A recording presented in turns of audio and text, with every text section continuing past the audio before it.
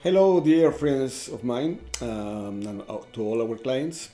As we promised in our first video, we are now delivering to you our second video. And also, it was announced we are going to talk about sponsorship. Sponsorship to Canada. My name is Alfonso Mejia Arias, and I am a member in good standing of the Law Society of Ontario. And I am also a member of the Immigration Consultants Council of Canada. What is a sponsorship? It's the possibility of reuniting with your spouse or your common law partner and with your children, your parents, or other family members in Canada. Sponsorship is a privilege granted to permanent residents and citizens, and you have to meet certain criteria, such as being 18 years of age or older, and being financially able to take care of the people you are bringing to Canada. If you are bringing your spouse or your common law partner or conjugal partner and their children, or one of your children, the financial obligation is minimal. All you have to do is not to rely on social assistance payments. If you are working, even if you have a very low income, you can still be able to sponsor these family members, your spouse, common law partner, or their children or your children. If you are in social assistance, wait until you out of it so you can be eligible. You don't have to confuse this with other assistential programs such as OSAP. If you are on OSAP, you are still eligible. If you are receiving employment insurance, you are still eligible. If you are receiving disability payments, you are still eligible. Of course, you have to meet other criteria. Regarding criminality, you should not ever been accused of abusing a person that was vulnerable or under your care. If a person has had a spouse 10 years ago, this person had charges of assault, of harming that person, this person may not be eligible. Of course, there is a limitation period. If a person has already been more than 5 years ago, you may try to apply. Regarding other family members, let's talk about parents. Parents, you need to have an income. In this case, you have to prove not only the low income cutoff, which is the LICO, which is one of the ways Canada has to evaluate the income of the Canadians. But you have to also have the 30% additional to this. What does it mean?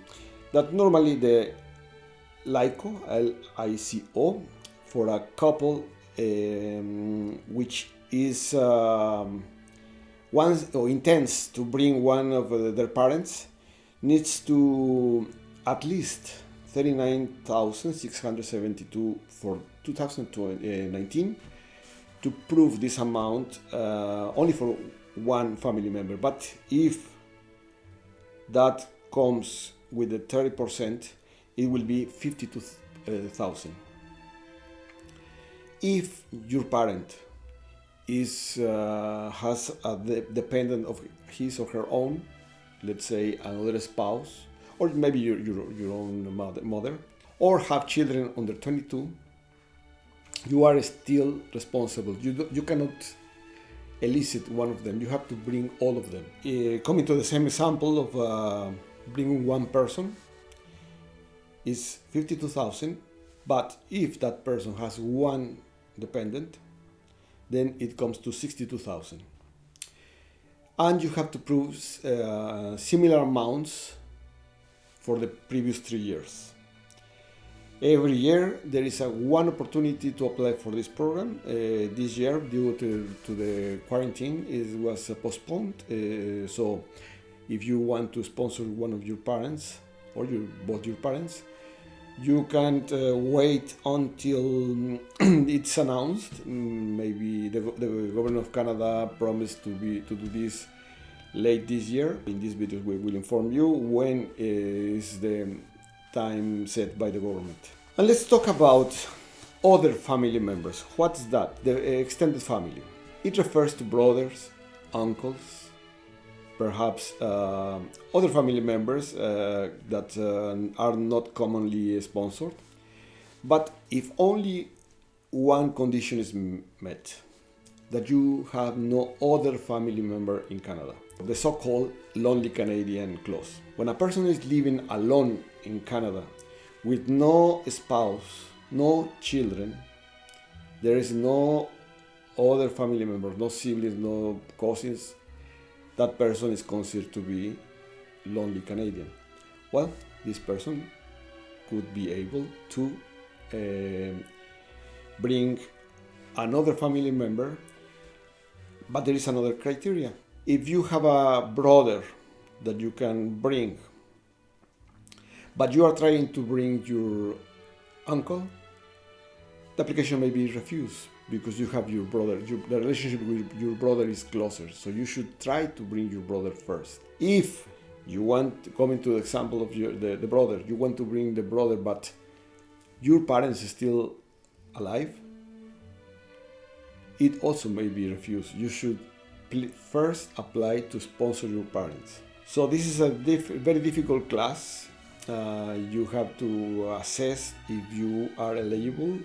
It not only is enough the fact that you are living alone in Canada, but also you have to meet lots of requirements. Now let's talk about the responsibilities, the undertaking. You will be signing an undertaking in which you will be committing yourself to take care of your sponsorees, regardless if it's spouse, common law partner, and or children, or parent, or as we already said, any other family member.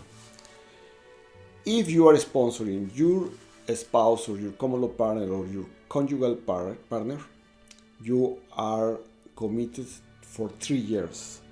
3 years from the date they become permanent residents to Canada. Regarding children, you are committed to their well-being until they are 22 years old or 10 years after they became permanent residents. Regarding your parents, you are committed to them for 20 years from the date they became permanent residents. What does it mean? Well, it means a lot. It means that if for some reasons any of your sponsorees require the assistance of the state and they are still under your undertaking, 3, 10 or 20 years, you are liable and you will have to pay or repay to the government this amount that they were allocated. A citizen of Canada or a permanent resident of Canada may sponsor his or her spouse or common law partner, regardless of their status. But if they have a status, they may be eligible to obtain an open work permit while their permanent residence application is being processed. So I encourage you to have your family members' status always up to date through extensions or by re-entering Canada. This is the way your family member will have a status, and you have to submit your application while this person is still having a status. Remember that you have the opportunity to talk to us. We can still having consultations through over the phone, WhatsApp, Skype. Hopefully we overcome the quarantine soon and maybe we can meet in person, and you can do so to the phone number 416-454-0699, and also through email. My email is alfonso@amalegal.ca. Send us a line, and please allow for up to 48 hours so we can reply to your comments or your questions. And please keep posted. We will be making some videos. One of the coming topics is refuge. Is one of our priorities. Nowadays we have received lots of questions regarding this way to apply for Canadian residence for refugee status. So please keep in touch, and we will be doing our videos every 14 days, and see you.